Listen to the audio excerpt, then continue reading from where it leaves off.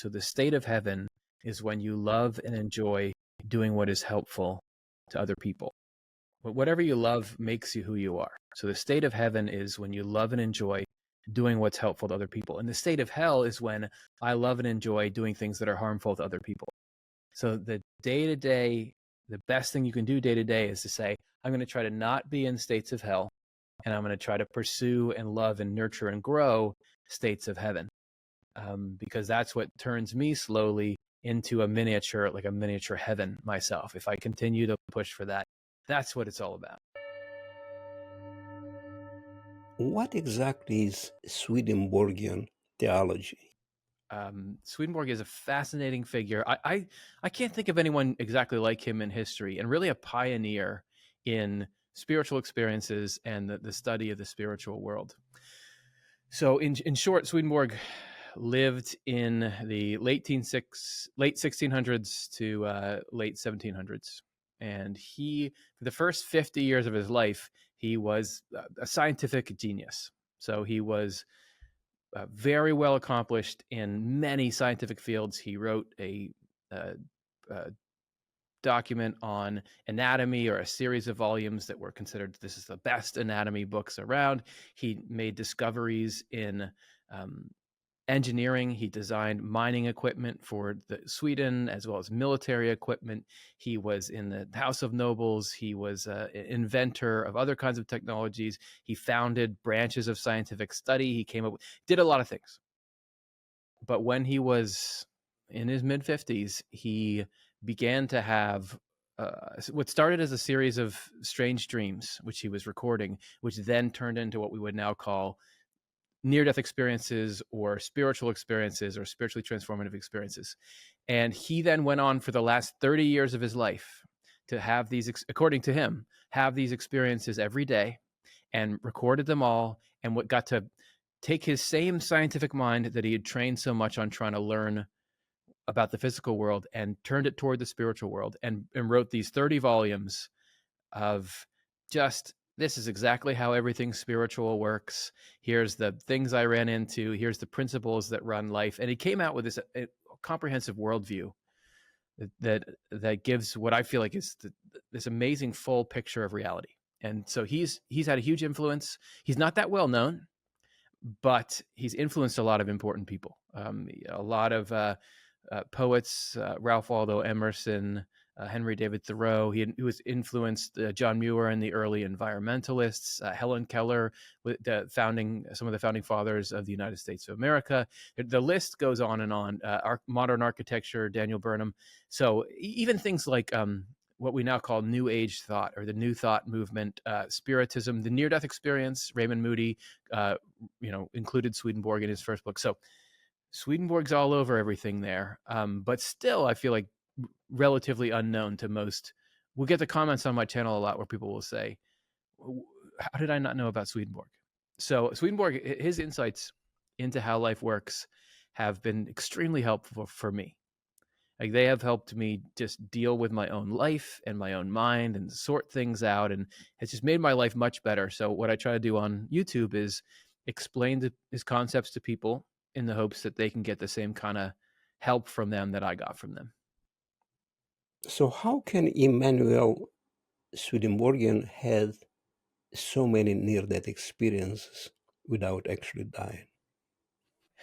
So at the time, nobody really talked about having spiritual experiences. There was, when Swedenborg came out and started saying that he'd visited the afterlife, and that he'd even conversed with people who were in the afterlife, some people believed him, and they thought that was fascinating and good. But a lot of people thought he was crazy, that he had lost his mind.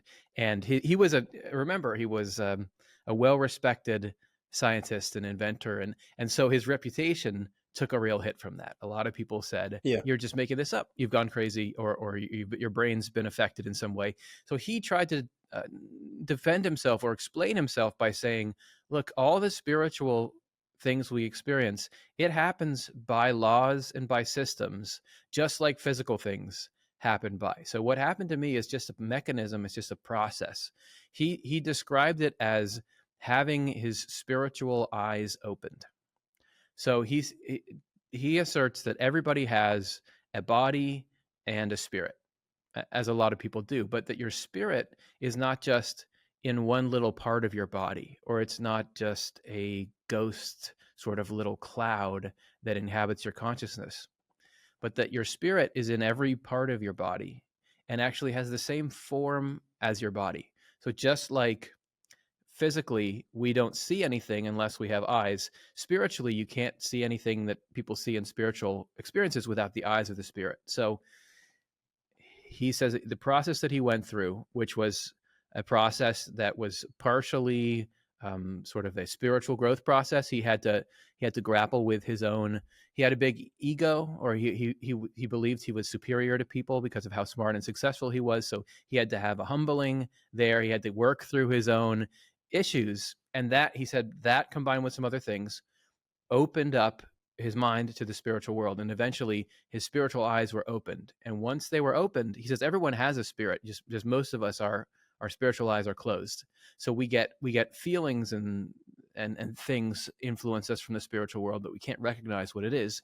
So he said there's just a process that usually, actually, back in human history long ago, he says that this is how it was for everyone. Human beings are meant to exist in this state where spiritual experiences are the norm, and we can sort of inhabit both worlds at once. But he believed that there was a particular mission for him, which was to write down these books. And so as part of that, he was given access to this feature that most people have but can't use, and so through that he was able to function in the physical world. Like, he was able to still go and write and interact and do everything he needed to do to be a person in the world, but at the same time could openly communicate with the spiritual world. It wasn't because his life was in danger like you have in near-death experiences. It was just because there's a process in your spirit that it could happen with anyone, happened with him, and just happened to a really dramatic extent. So you're talking about the third eye, the spiritual eye? So yeah, he never uses the term third eye. That, I don't think that was a term that was known in Europe at the time, although there certainly are many parallels between what people are talking about now with spirituality and also the sort of, we live in an era where Eastern traditions and Western traditions have kind of fused together and learned from each other. I don't think there was widespread knowledge of that in Europe in Swedenborg's time. However, certainly he believed that the words of Jesus were symbolic in those ways and were describing deeper spiritual realities. So yeah, the eyes of the spirit have to be opened in order for you to understand spiritual things and then literally see them. So basically he was talking about the same thing, just different, just verbalizing in a different way. Now, I think so. what was your spiritual experience personally after studying the Swedenborgian theology? I think that the most dramatic change, that the reason why I spend my time talking to YouTube about Swedenborg, which not a lot of people are looking for. It's not like everybody's wondering about Swedenborg on YouTube. The reason why I would spend all my time doing that is because, well, the most dramatic help I ever got from it was when I was about 18 or 19 years old, and I had a major depressive episode. So I didn't know what to call it at the time, but I was getting all these negative thoughts just coming in all the time. This is going to go wrong. You're no good. This thing, you should worry about this. It just like it was raining all the time. Tons of those thoughts coming in. And then these really intense fears. Some of them I could explain, like I was worried particular things would happen, but some of them I couldn't even explain exactly what I was worried about. But it was really making my life impossible. And I didn't really know what it was. I didn't have a framework for it. And really starting to delve in then to Swedenborg's description of how the spiritual world influences the mind. That a light went on for me then, where I began to look at my own thoughts and be a little detached from them. To be able to say, rather than, because this is in my head, I know it's true, to, do I need to believe this, or can I leave this alone? That plus his idea of divine providence, which is the idea that there's a plan in every detail of existence that leads toward a good end. Those things were like a life raft to me. They're like something that I could hold and keep from sinking under the water. Um, that was the beginning. That's when I really began to feel like I need this in my life, and then from that you begin to feel like, oh, I want to share this with people. Other people might be going through the same things that I'm going through. So since then, I've continued to have this his material, because there's so much of it and so many different topics. I continue to look to it as like a compass in my life. Like, can you explain this situation to me? And I don't always understand all of it, or can use it right away. But over the years, it's absolutely been the thing I can trust the most. This leads me to solve problems that I couldn't solve otherwise, and it puts me at peace and all those things. So it is like it hasn't made me have the same kind of experiences that he has.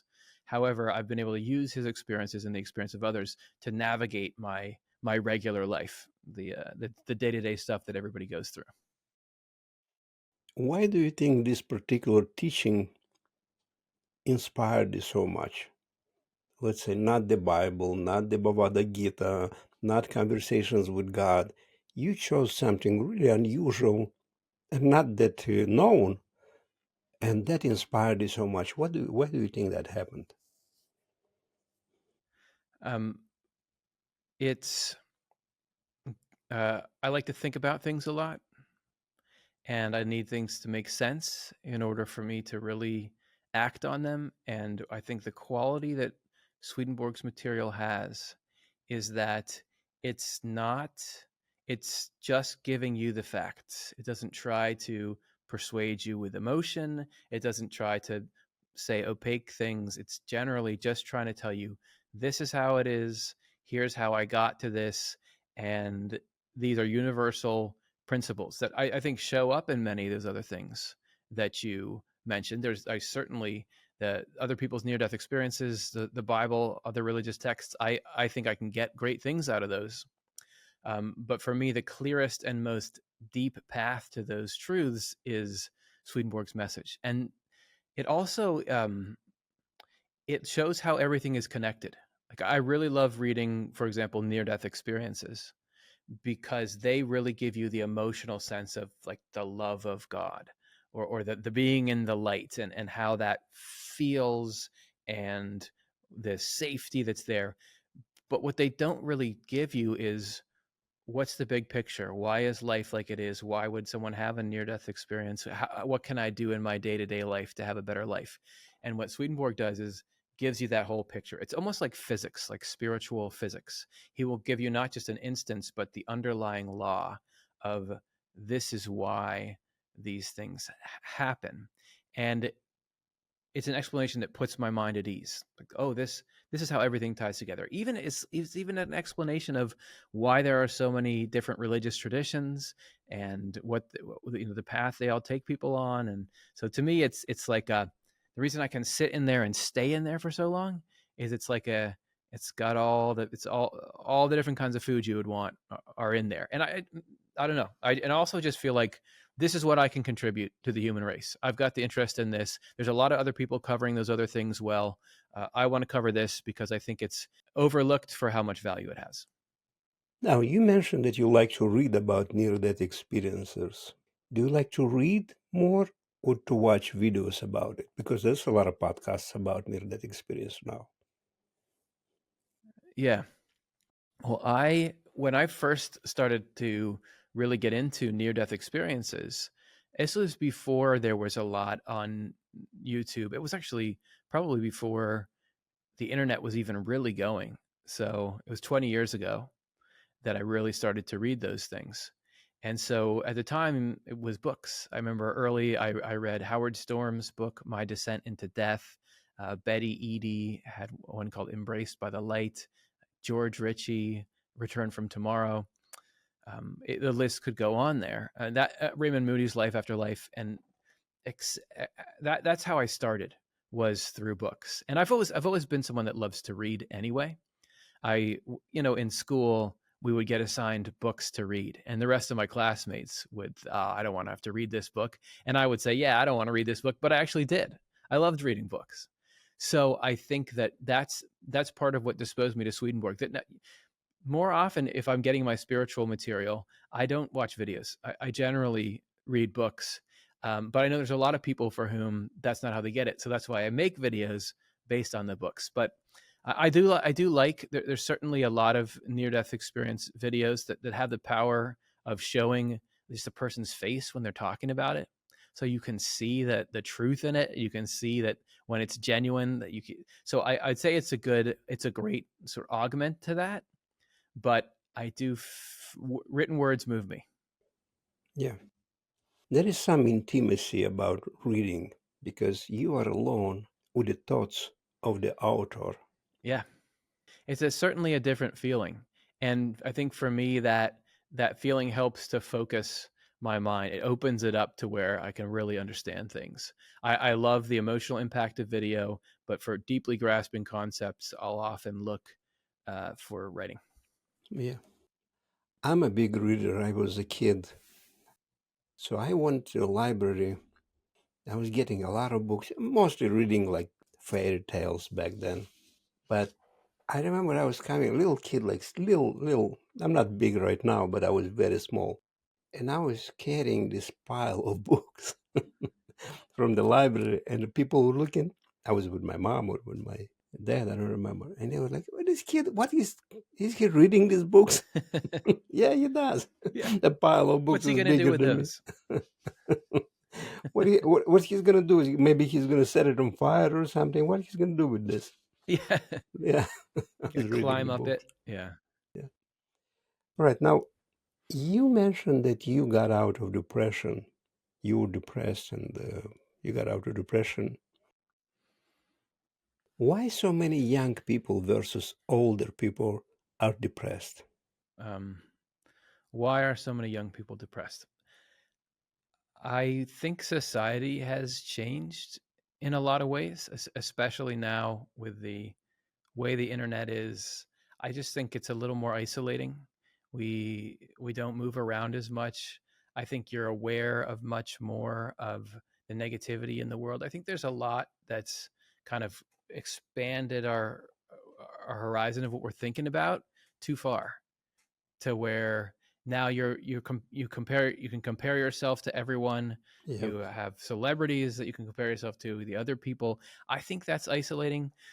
We're in this time of societal transition where it used to be that there was, in America and Europe, there's kind of like, okay, well, everything is Christianity, and we kind of go into, in the society is a certain way, but there's this period of change and upheaval, which it could be leading to good things, but I think there's a bit of chaos in that kind of isolates people. It's not as simple as we've all got this group and we all do these sort of things. So I think that matters.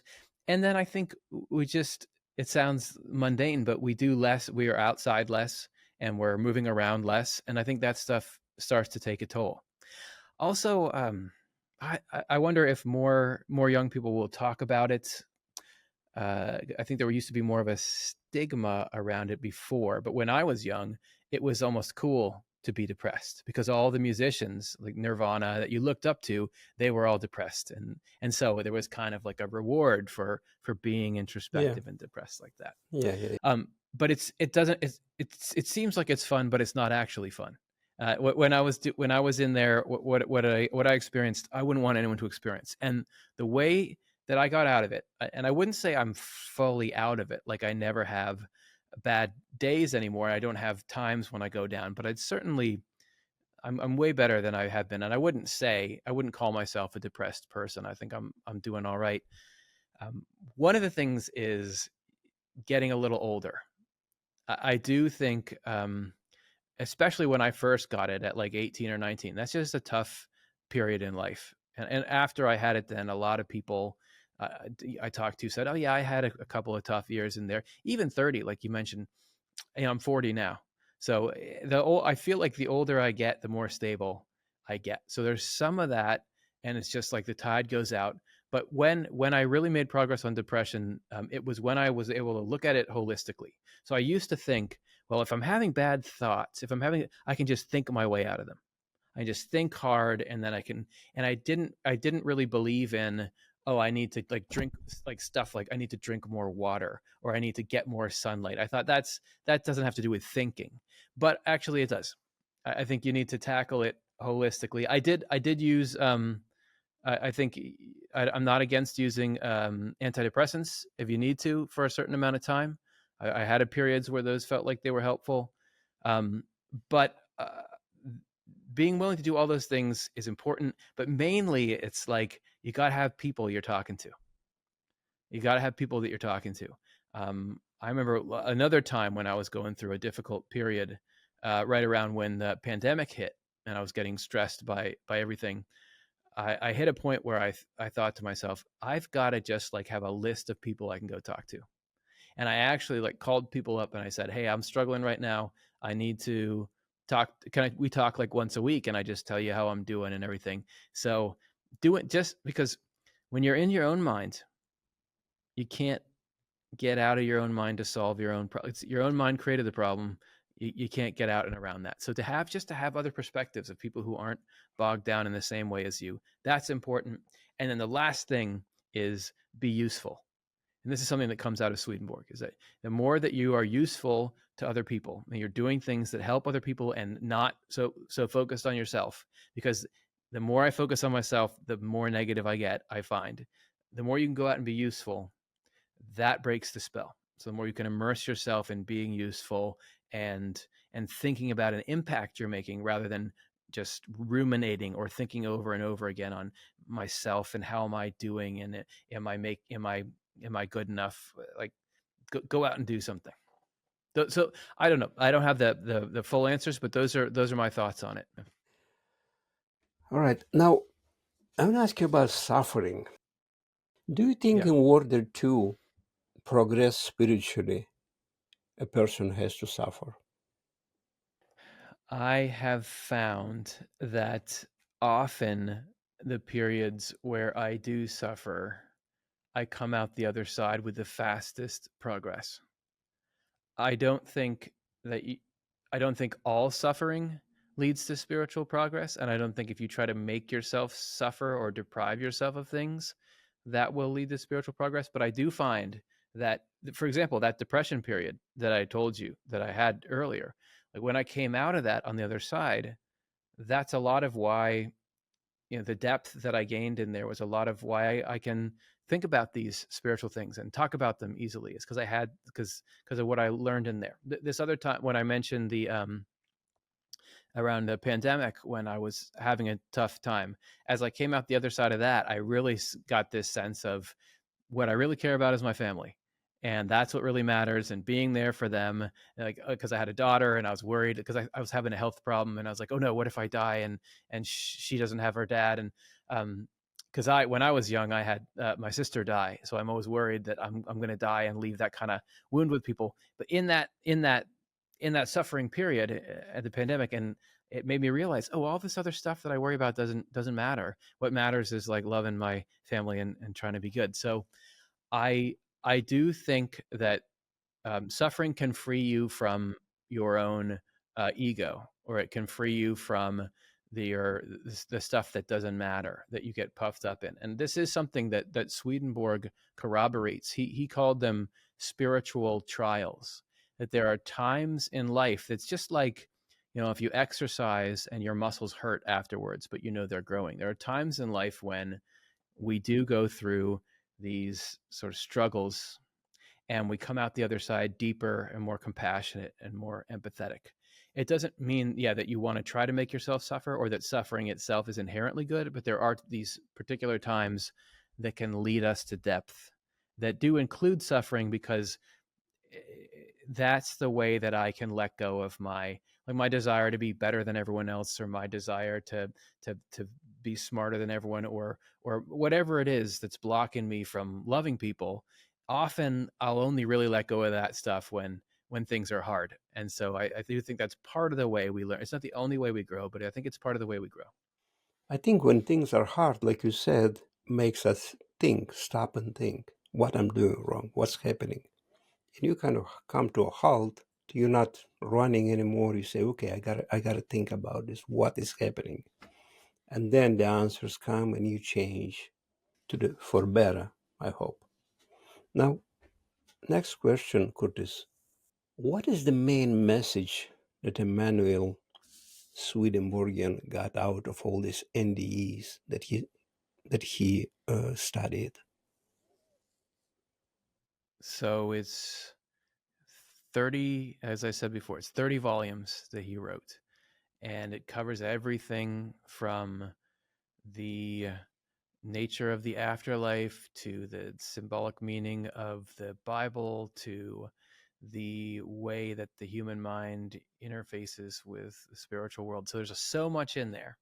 But I would say you could fairly boil it all down to the most important message is that in our day-to-day life, we should try to love to be useful and seek to learn and live by the truth.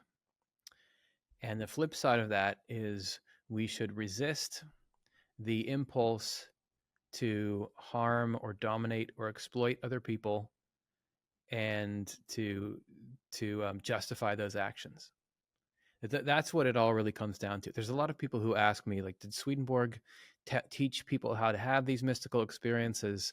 To him, the spiritual experiences weren't really what's important. What's important is, he uses the terms heaven and hell to describe states of mind inside you. So the state of heaven is when you love and enjoy doing what is helpful to other people. Whatever you love makes you who you are. So the state of heaven is when you love and enjoy doing what's helpful to other people. And the state of hell is when I love and enjoy doing things that are harmful to other people. So the day-to-day, the best thing you can do day-to-day is to say, I'm going to try to not be in states of hell, and I'm going to try to pursue and love and nurture and grow states of heaven. Because that's what turns me slowly into a miniature heaven myself. If I continue to push for that, that's what it's all about. Okay, so basically coming back to the New Testament again, love your neighbor as you love yourself. Yeah, that's why Jesus says, on these two commandments hang all the law and the prophets.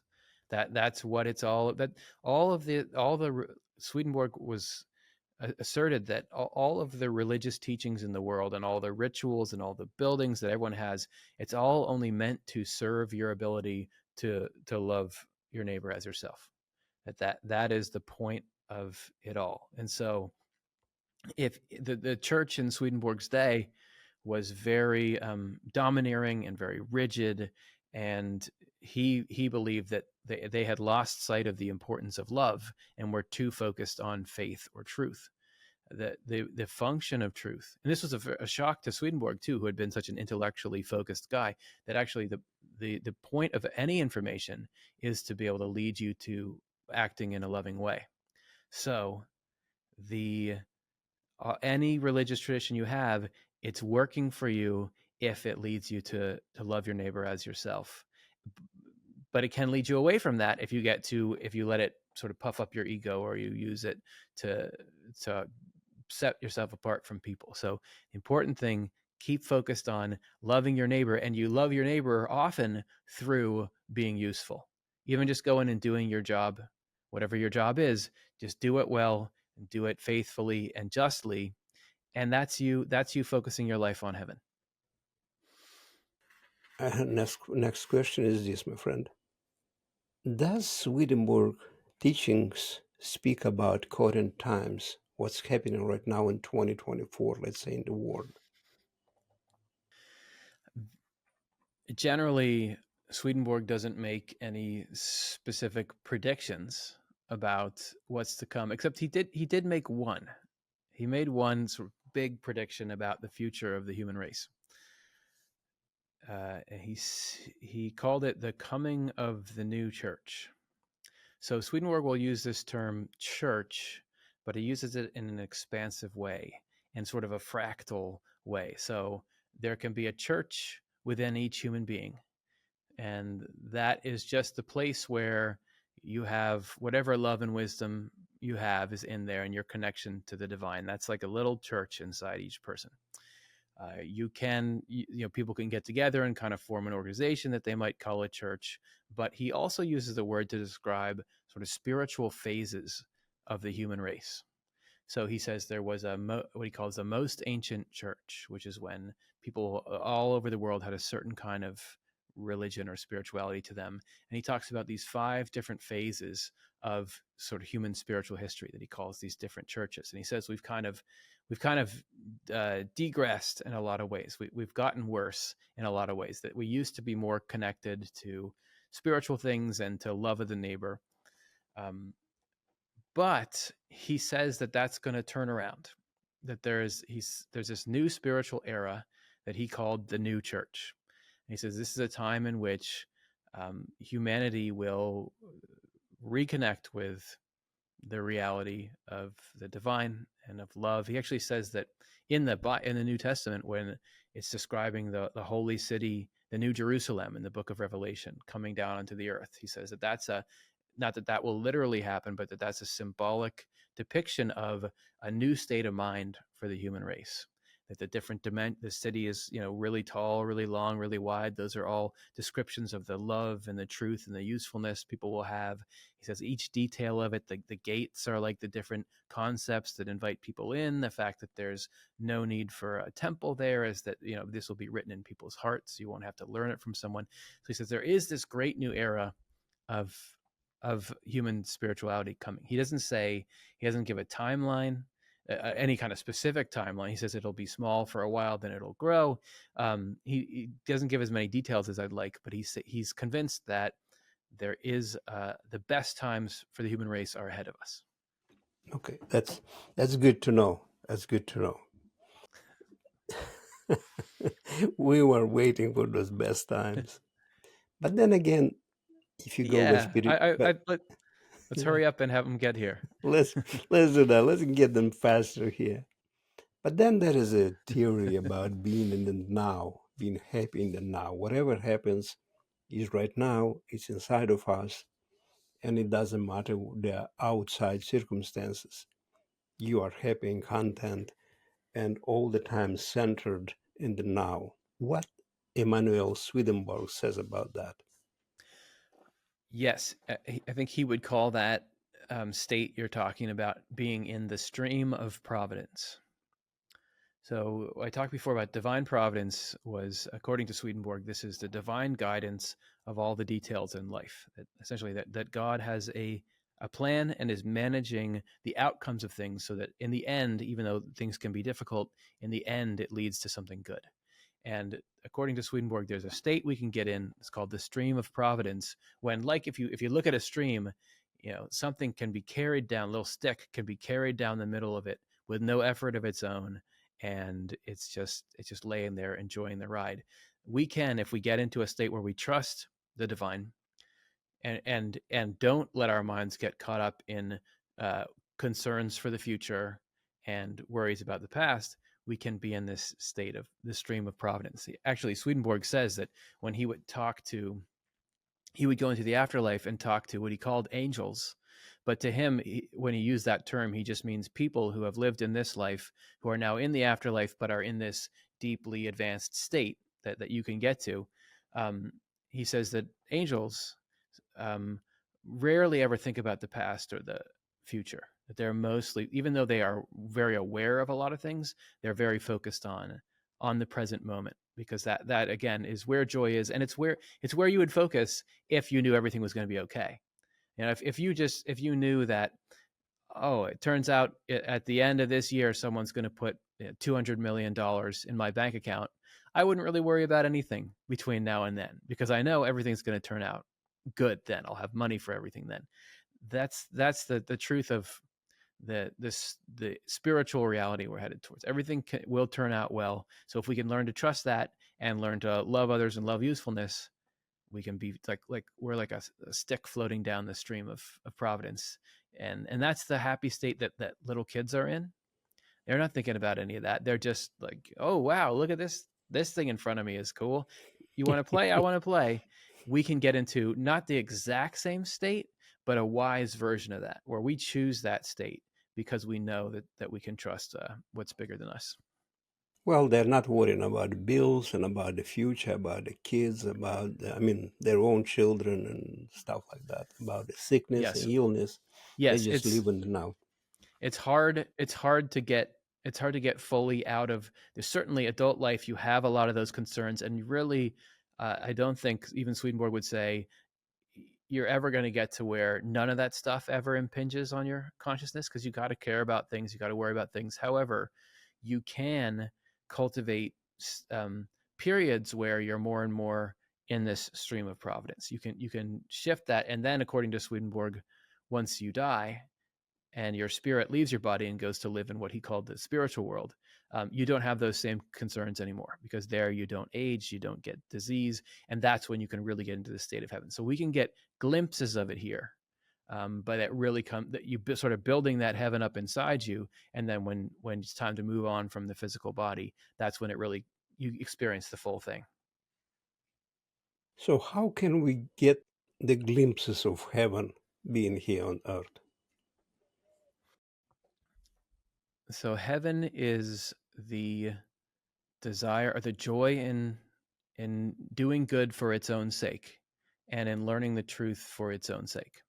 So if I am, for example, if I'm doing this podcast with you right now, and if I believe that what I'm saying could be helpful to somebody who's watching, and if I can imagine that person, perhaps they're in a period in their life where they're struggling with something, and some concept you or me talks about here today really helps them, and they remember it, and later on they think about it when something hard, like they're just scrolling through their phone, they come across us, and they're really helped by this. That's awesome. That's exciting. That's what I want to do, because I've been in the same state they're in, and I've been helped by people, so I want to help. So when I'm in that state of thinking about that and getting excited about that, that's heaven. That's being in heaven right there, because you do kind of lose track of all other if you're working on something, or you mentioned with the kids, like if you've got kids and you're thinking about, like, oh, it's my daughter's birthday is coming up, she's going to love this. I remember I put together a swing set for her once. She was little enough that she didn't know, like I just pretended I was going to work, but really I was in our backyard building this giant swing set. And I remember when we let her come out and open the door and she saw it, like that, I was in heaven there, because that was all I was thinking about. So the less that I'm thinking about how does this reflect on me, what will this do for me, and the less I'm comparing myself to my neighbor, the more I'm focused on what's good for its own sake. That's heaven, and that's not something I can do all the time, but is something I can do some of the time. And focusing on the truth for its own sake can be heaven as well. So when I go in and I want to read, let's say, Swedenborg for me, not for the sake of, okay, well, maybe people will like it when I say this, or I just need to do this for work. But if I just I want to know the truth, and I love learning it because of the good the truth can do, that's a little bit of heaven as well. And there's many kinds of truth. I think if you're a plumber and you're able to learn, oh, I can do these pipes a lot better than I could before, and I know that that's going to help my customers, and I know what it's like to have your sink not work all of a sudden. I know how happy they're going to be to get that fixed, so they're out of that emergency. There's heaven in that. I think there's heaven in that. So there's a lot of practices and things, like yes, if you go to the beach for a week, that's a bit of heaven. However, I think the core of it is that usefulness, because I found even if I go on a vacation, or by the end of it, I'm thinking, okay, it's about time for me to get back and do something. So I think that the core of it is, am I enjoying doing what's good? Because actually, according to Swedenborg, like God is in that moment with you, and that's what divine love wants, is to help everyone without any thought of the self or reward. So the more we kind of participate in that, it's like we're letting that God come through us, and that's what triggers the feelings of heaven in you. Now, what Emanuel Swedenborg's teachings say about the mission in this world? Do we have a mission? Why we come here? Everybody has the job here of growing into the person that you become. And I mean, the number one job is to try to grow into the best, most heavenly version of yourself that you can. So you got a choice what you fill your days with and what you fill your mind with. And there's all kinds of negative pleasures and joys you can chase after. There's all kinds of positive ones. The more I make the choice to choose positive things, that is forming who I am spiritually. And that's a huge effect that comes out of life, because according to Swedenborg, what when your body dies, you keep your mind, which is the same thing as your spirit, and that's what we're here to do, is form that thing, is to build ourselves into be the kind of person that can be good and useful in the life to come. Now, as far as a particular mission, like, am I here to affect this one person, or to do this thing, or make these videos? He doesn't say a lot about that. He does say that he at one point in his journal of spiritual experiences, he says there's a couple of factors that determine how long your life lasts in the world. And let's see if I can remember them all here. One is the usefulness of your life to yourself. So that would be what I just described. How much spiritual growth can you have? How much can you become a good person? Another one is your usefulness to others. So yeah, it could be a time when, why am I still here? It's because there's other people who need me, and so I can help them. But then he says also another factor that goes into how long, why do some people live to be 95 and some people live to be 35? Another factor that can go in is your usefulness in the afterlife. So everyone in the afterlife, according to Swedenborg, there's people, we live in societies there. There are things that need to be done. There are functions, there are jobs. Some people in the afterlife are coming in helping people who are still on Earth. Some people are helping people who newly arrive. He said there's all kinds of things to do there. And there can be times when it's time for us to go do our job there. So we leave here. So that can affect your lifespan. Also, the final one, and I think it's the most is the one that you may not have heard before, is that another factor that influences how long we live here is our usefulness to spirits and angels in the afterlife while we're here. So according to Swedenborg, the spiritual world and the physical world are like parts of the same whole. So he would liken it to, you got your skin, and then that's on the outside, that's like the physical world, and then the things inside, the bones and the muscles and the organs, that's like the spiritual contents within. Or he likens it to a house where there's a foundation, which is the first level, and that's like the physical world, and then there are the upper floors. So according to him, the people in the afterlife, the angels there, they could not live without us as a foundation. That the way our minds work and the kinds of lives we live support them in a way just like they support us. So it's part of this integrated whole. And so while you're here, just being you, thinking the thoughts you think, loving the things that sort of gives like a foundation to the lives that people are living up there. So there's a number of missions that we're probably on. Ultimately, you're never going to know them all the way. I mean, that's in the mind of God, but you can know that basically it's about the different ways in which you're useful. And you never know, like this life is really kind of a preparation for the afterlife. So there's something about how you're learning to be who you are. You're learning the certain things about love that you're learning. You're fighting the battles that you fight. All of that is making you into the kind of person who can then go on and be a useful person in the afterlife forever. Okay, when you talk about Swedenborg teachings, do you think that Swedenborg is talking to you? You're like a channel, or this is all your own words? I don't know. I wouldn't think so. I think he'd be able to say it better than I do.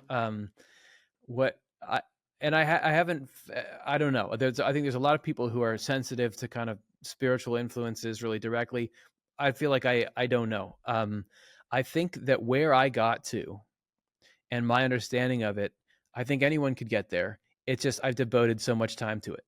I devoted so much time to it, but also I've had a lot of good teachers. There's other people that have studied Swedenborg extensively who have written things and given talks that I've soaked up. So I'm benefiting from them just as much. But I've just had a passion for it. I would, for years, that's all I would read. I would just every night I would read it before bed because I needed it to help with me in my life. So I got used to it. But I don't think I'm anywhere that you or anyone else couldn't get. It just takes a lot of time, and not everybody wants to spend that much time reading Swedenborg. So I'm making it easy for them. I'm like doing a shortcut. So I hope I'm doing his material justice. I think, according to Swedenborg, all of us are influenced by heaven. So he calls heaven is what he calls just the in the afterlife, everyone who wants to focus on love and truth, them all together, he calls that collectively heaven. And he says that all of us, the good ideas that we get in our mind, the inspiration that we get for things, that comes, from God through heaven into you. So anything good or true that either of us say on this podcast, or that any of your listeners say to people, that's coming from somewhere in heaven. Like, that's where good stuff comes from. So if what I'm saying is good, hopefully it's something coming through me from heaven, but that doesn't make me any different than anyone else. That's just how it works, is that's like it's just like now you download files from the internet. We download goodness from heaven. Yeah. And what part of heaven is it? The part that Swedenborg's in? Hopefully so. But no, I think I'm just I just put in the time. All right. I'm going to ask you a question. If you don't want, I'm not going to use it in the podcast. Sure. Do you have a daytime job as well, or this is how you make your living, by teaching Steve Swedenborg's theology? Well, so I'm lucky enough that I work for a nonprofit. It's called the Swedenborg Foundation, and it has been around for 170 years, and it's essentially been a way to keep Swedenborg's books translated and in print for a lot of its time. I began working with them, I think, 12 years ago now. And so I am lucky enough that this is my day job. It's not like we're not trying to make a ton of money off the YouTube videos, but there have been people who have donated, since it's a not-for-profit organization, who I think are moved by Swedenborg's teachings and believe that they should be out in the world, that they've supported us. And that's what makes work like mine possible. But I don't think just doing YouTube, as you said, YouTube is a hard place to make a career, and talking about Swedenborg is not the best way to get a big audience on YouTube. So I think I'm very fortunate, because of people's generosity to the not-for-profit that I work for, to be able to do this. My hope is that we can get enough people interested in Swedenborg that there will be a bunch of people on YouTube trying to talk about him just to get views because he'll be popular. But until then, I couldn't do it without that support. Okay. All right. Now, if you'd like to share with my audience, if you have a book or a podcast and the YouTube channel about Swedenborg, would you like to share that information where people can reach you, contact you? Yes, for sure. I mean, most of the work I do is on my YouTube channel, which is called Off the Left Eye. And that phrase comes from a story where Swedenborg is talking about the experience of when he gained this spiritual sight that we were talking about. It seemed like a covering was rolled off the left eye, because the left side has to do with the intellectual part of the human being. And so that's to be able to see spiritual things clearly. So Off the Left Eye is my YouTube channel. We have over 1,400 videos on that channel now. Started back in 2010, which is forever ago on YouTube time. So any subject you're looking for, we've probably done a video on it there. We also have a website. The Swedenborg Foundation has a website, swedenborg.com, where you can actually download PDF versions of Swedenborg's books for free if you're interested in just taking a look. So I would say if you go to the contact tab on Swedenborg.com, there's an email address you can write there, get in touch with me, or just leave a comment on our YouTube videos. We do try to look at every comment and respond to it. So I should be pretty easy to get in touch with if anyone's interested.